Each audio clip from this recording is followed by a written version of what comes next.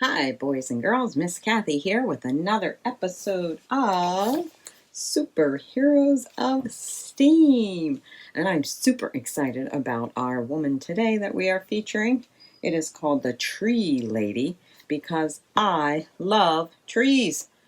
Yes, I am like another Lorax who speaks for the trees. If you're not familiar with that story, we must get you familiar with it. But for now, let's suffice to say trees are wonderful and they do so many good things for us and the environment.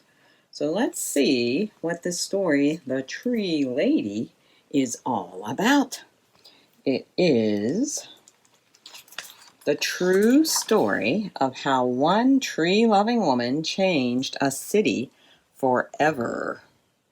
It is written by H. Joseph Hopkins and illustrated by Jill McElmurray. Pages are very long, so I have to get back pretty far before I can have you see it. Catherine Olivia Sessions, I'm going to cut off this page here with the handprints because you don't really need to see that. Catherine Olivia Sessions grew up in the woods of Northern California. She gathered leaves from oaks and elms. She collected needles from pines and redwoods, and she braided them together with flowers to make necklaces and bracelets. It was the 1860s, and girls from Kate's side of town weren't supposed to get their hands dirty, but Kate did. I'm going to cut off the sheet on the side over here too. Kate listened well in school. She learned how to write and count. She remembered the poems and stories she read. But best of all, she liked studying wind and rain, muscles and bones, plants and trees, especially trees. Most girls were discouraged from studying science, but not Kate.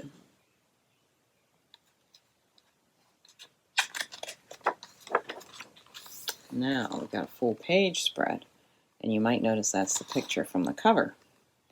Kate felt the trees were her friends. She loved the way they reached toward the sky and how their branches stretched wide to catch the light. Trees seemed to Kate like giant umbrellas that sheltered her and the animals, birds, and plants that lived in the forest.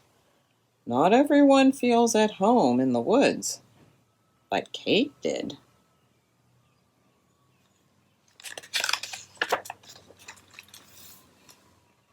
When Kate grew up, she left home to study science at college.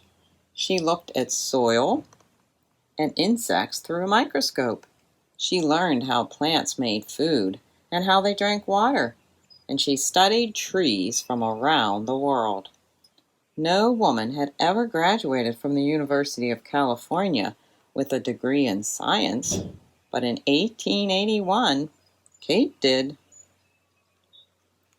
It's just showing what you might see of the tree cells underneath a microscope. Parts are labeled: the chloroplast, the cytoplasm, and the egg cell.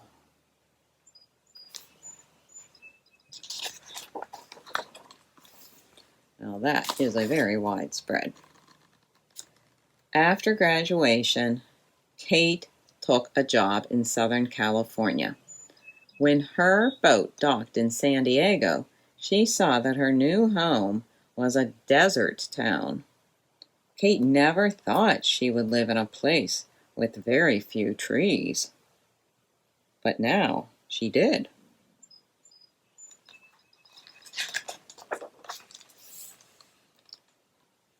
Kate began her job as a teacher. She was also the vice principal of the school, so she had to make sure that everyone followed the rules. Kate missed studying science and was not sure she would stay on the job. But for 2 more years, she did.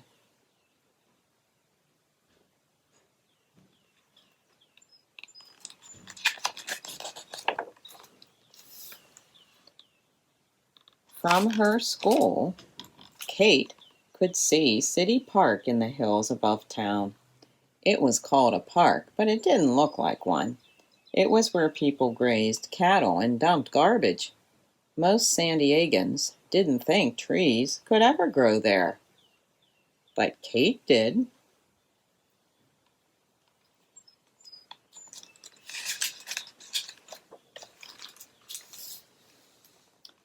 With Kate's love for the woods, she thought San Diego needed trees more than anything else. So she left teaching to become a gardener.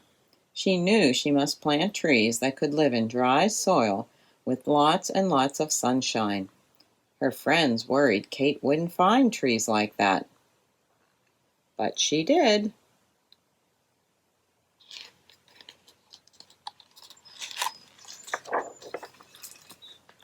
There shows all her little potted plants, types of trees that she was trying to grow there. We have the yucca, eucalyptus, Aleppo pine, boagum, quiver tree, jacaranda, Italian cypress, bristlecone pine, Brazilian pepper, palm tree, naked coral tree, and a dragon tree. Kate became a tree hunter. She wrote letters to gardeners all over the world and asked them to send her seeds that could grow in a desert. She also traveled south into Mexico to look for trees that liked hot, dry weather and steep hills and canyons. Not everyone knows how to hunt for trees, but Kate did. And there's the letters she's sending all over the world, to Africa and Brazil and Mexico and Spain, Chile, Algeria, lots of different places.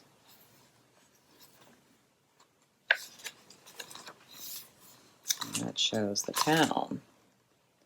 Soon, Kate's trees were planted along streets, around schools, and in small parks and plazas all over town. People bought trees from Kate's nursery and planted them in their yards. From elms and oaks to eucalyptuses and palms, by the turn of the century, young trees from Kate's nursery were growing in every part of San Diego. Most people didn't think a desert town could sustain so many trees, but Kate did.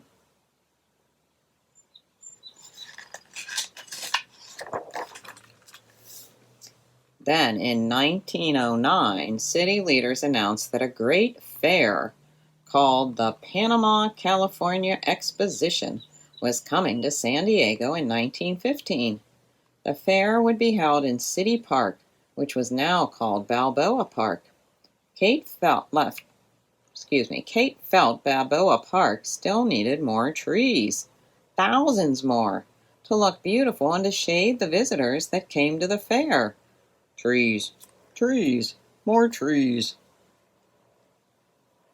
There's a map showing what he envisions the exposition looking like. That was too many trees for Kate to plant by herself, but she knew lots of people could do it together.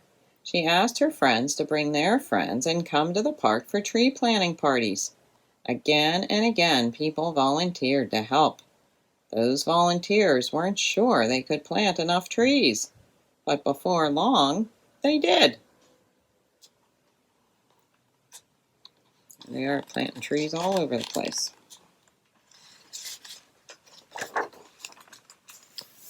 And when the fair opened, San Diego was ready. Millions of trees and plants filled Balboa Park. The fair had so many visitors it stayed open for 2 years instead of 1. People came from near and far to see the attractions and stroll in the cool shade. The fairgoers couldn't believe San Diego had such magnificent gardens, but thanks to Kate, it did.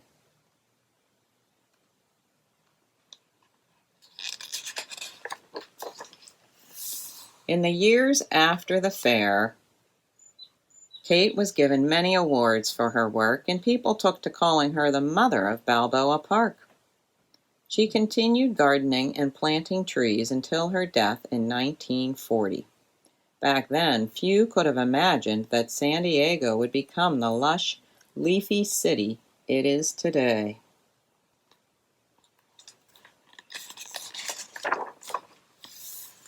But all along, year after year, Catherine Olivia Sessions did. She imagined it. Now we're going to read the author's note about her. When Kate Sessions came to San Diego in 1883, she discovered drought-resistant native plants flourishing in the region's Mediterranean climate. That means plants that could survive with little water. She also found non-native tropical plants such as poinsettia and bougainvillea growing outdoors under the city's sunny skies. Kate saw that the landscape, running as it does from the seashore to the mountains and farther east into the desert, included many subclimates. That's like little mini areas that are similar. This made the area perfect for growing a great variety of trees and plants. Yet San Diego's city park was dry, dusty, and all but barren. Kate wanted to change that. Barren means it didn't have hardly any plants or trees in it. In 1892, Kate made a deal with city leaders to use land in City Park for a plant nursery. In exchange, she promised to plant 100 trees in the park every year and give the city 300 more trees for planting in other places. People loved Kate's trees, and by the early 1900s, 1 in 4 trees growing in San Diego came from her nursery, every 1 out of 4. Though Kate is most celebrated for her work in City Park, which was later renamed Balboa Park, she wasn't just interested in big projects like the Panama, California Exposition. Kate wanted everyone to be successful in the garden. For more than 40 years, she wrote newspaper and magazine articles that introduced plants and explained how to care for them. And for decades, she played a leading role in the San Diego Floral Association's monthly meetings, where she was loved for her sparkling, witty, and encouraging answers to gardeners' questions. In 1939, just a year before she died, 82-year-old Kate attended a festive luncheon, a fussy doodle as she called such affairs, where she was the first woman to receive the Meyer Medal, an award given for exemplary service to horticultural science. That means dealing with the plants, horticultural. Kate received many honors during her lifetime, but the one that pleased her most was being called the Mother of Balboa Park. Thanks to Kate, the park has come a long way from its humble beginnings. Today, it remains a haven for the people of San Diego and for the 14 million visitors who come each year to enjoy its enormous variety of trees, shrubs, flowers, and vines. So, there we have a wonderful story about a woman who also loved trees like I do. So let's take a look at our packet because there's a lot of good stuff in there. If you had a chance to print it out or look at it, some of these websites were pretty amazing because you can travel, even if you can't go there yourself right now, or even in the future, you can travel to Balboa Park online and see what a beautiful and flowery place it is these days. But let's start at the top. You can learn more about her life from the San Diego History Center, which is incidentally, located in Balboa Park. And there is a picture of her, too. We didn't actually see any photographs in that book, so there's a picture of her online. Or from that same location, you follow that link, and that's another website about her. Number 2, there's a short video about her that gives her even more photos. So not just that one. You can watch another video, it's a little bit longer, about 30 minutes long, half an hour, about the park itself, and it takes you through the different areas and a little bit about the history and all. Very interesting. Explore Balboa Park online. That's what I was talking about. Check out especially the Explore the Park tab when you're trying to click on different links within the park, and the history sections. Explore the park and about the park, and underneath about the park, the history section, because that has a lot of good stuff about Kate and other people who helped to make the park so green. Check out the Kate Sessions Commitment Groups page. So there's a group of people called the Kate Sessions Commitment, where you can find the sculpture of her, which stands in the park today in Balboa Park. Learn about how trees help the environment and find ways that your community can become more friendly to trees. That's called katestrees.org. So that's an easy one to check out. You can do a tree word search, different types of trees that you might be familiar with. And then we also have the following site from the San Diego Natural History Museum, activities to do at their homepage. And you can, that was number 7, the first link. From there, you can go to many good sites. There was a ton of activities to do, like this one for Nature Bingo, different things to go outside and explore and find in nature. And make sure that you find a tree. And you get a freebie space, a sunset or the sun up in the sky on your card there. So you can play that individually or in teams, it says. Or there's one here which is Every Day is Earth Day coloring book. Oh, here's a page that goes along with the Nature Bingo. Fun facts about the environment and animals that you may find on this sheet. For example, the first animal listed is the hummingbird. And it says hummingbirds are the smallest migrating birds and the only bird that can fly backwards. Who knew? And then the next thing, so it goes across and tells you something about each of the animals on it. The next one up is an ant. Ants can be found on every continent except for Antarctica. And then it says, can you name all 7 continents? Well, I know they can be found a lot around my garden, but in Antarctica, no. No gardens in Antarctica and no ants. So it gives you fun facts about all the things mentioned on the Nature Bingo page. Then there is a coloring page. And I'm not going to print out every page of it for you, but I printed out some of them. It says, staff at the Veterans Museum at Balboa Park use banana peels as natural plant food and to keep away pesky bugs from the rose bushes. So that's why they have banana peels laying around on the ground. Another page in this coloring book was about 20 pages long or more. Many foods we eat need bee pollination to grow. But sadly, bee populations have been shrinking.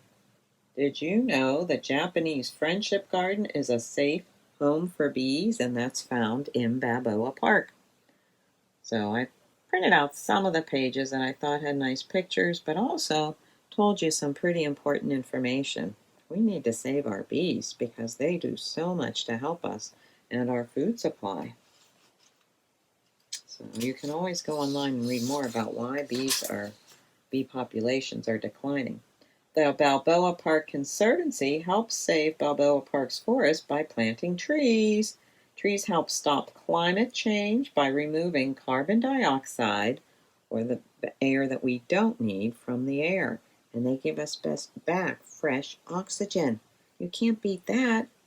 Don't cut down trees unless you absolutely have to if they're sick or something. And this list of making every day Earth Day with a lot of good tips of what you can do. Simple things that you could do to help our environment and our planet. Okay, then we had making a stand-up tree of our own. And lastly, we'll come back to that.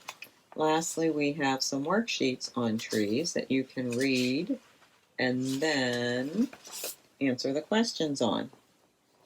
So it's got a couple paragraphs that tells you about trees, and then it tells you the parts of a tree, and they're all labeled. And then parts of the trunk, and they're labeled at the bottom. Well, I gotta get to the next sheet here. Where's the next sheet? So then it gives you a blank one that you can try to label on your own after reading the other chart. And it gives you the answers. And then it gives you one with the parts of the bark and the answers. And what else was here? What do we plant? Oh, some good poems about trees. Let's just read a couple of these poems. What do we plant when we plant the tree? We plant the ship which will cross the sea. We plant the mast to carry the sails. We plant the planks to withstand the gales. The keel, the keelson, and the beam and knee. We plant the ship when we plant the tree. What do we plant when we plant the tree? We plant the houses for you and me. We plant the rafters, the shingles, the floors. We plant the studding, the lath, the doors. The beams and siding, all parts that be. We plant the house when we plant the tree. What do we plant when we plant the tree? 1,000 things that we daily see. We plant the spire that out-towers the crag. We plant the staff for our country's flag. We plant the shade from the hot sun's free. We plant all these when we plant the tree. By American author Henry Abbey. And Henry had it right. Trees give us so much. And another one here. I'd like to have a garden with a beech tree on the lawn. The little birds that live there would wake me up at dawn. And in the summer weather, when all the leaves were green, I'd sit beneath the beech boughs and see the sky between. So another nice little poem about trees. I actually thought I had a third one here, but I don't see it now. So maybe you can find some more poems about trees online. Let's go back here to the 3D tree, and this is what mine ended up looking like. As you can see, it stands up on its own, like that. So what she says, the directions are pretty accurate. I didn't get quite as complicated as she did. I did use thicker paper, though, not just regular copy paper. You could use construction paper. And there is a template included. If you go to the website, you can choose your own templates, but you can also use the ones that I included. That makes the size, tree, and shape of the one that I have here. So you have to trace them on the paper and then cut them out. So that part was kind of tricky, cutting out all the branches, I do have to say. So maybe an adult can help you get that part done. And then you're going to glue the templates. So, no, that's if you're doing the big tree. Never mind, I was going to say I didn't glue them. Okay, so then you're going to fold the tree in half. They're talking about scoring at first, so it's easier to fold. I didn't have a problem folding mine, but if you do need help folding it, ask an adult and they can help you. And then you're going to end up with 4 trees, and you're going to fold each of them in half. So then you glue the halves together to each other. So, for example, this is one tree folded in half, glued to a half of this other tree. And then the other half of this tree is glued to the half of another tree, and so on until all 4 trees are held together. And that's what makes it 3-dimensional, so that it'll stand up on its own. So that's how you do that part of the tree. And then, once that's all done, that's the hardest part. You just have to make leaves. Now, I made all green, but in different colors. You could make some pink or white ones and have it be in blossom. You could do this in the fall and have orange and yellow and red leaves, or whatever colors you want. It is your tree. You could make it whatever you want. But then you just cut out the leaves. It shows you an easy way to do that with strips of paper and glue them on. And you have a beautiful little tree. You could make a tree like this and then put red circles on it and have an apple tree or a peach tree or something like that. There's all different kinds of trees out there. Make it your own. But make a tree. Better yet, go plant a tree in your yard. Ask mom or dad for some help and if they will go along with it and plant a tree. Okay. Well, thank you for joining us today here at Shaler North Hills Library with our Tree Lady book. Now remember, anything you can do to help in even a little way save our environment is a wonderful thing. And there are things you, even as a kid, can do. So look at that list and see what easy things you can find. And go to other websites. Mom or dad can help you get to a different website that has other great ideas. Maybe you and your family can get some ideas going.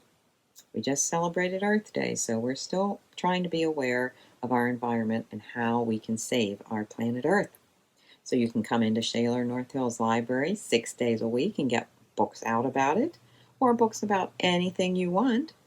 And you can call and have us pick out things for you too if you would rather. We're always here to help you.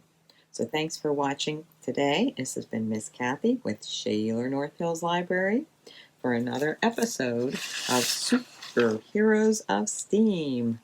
Bye guys. Save our trees.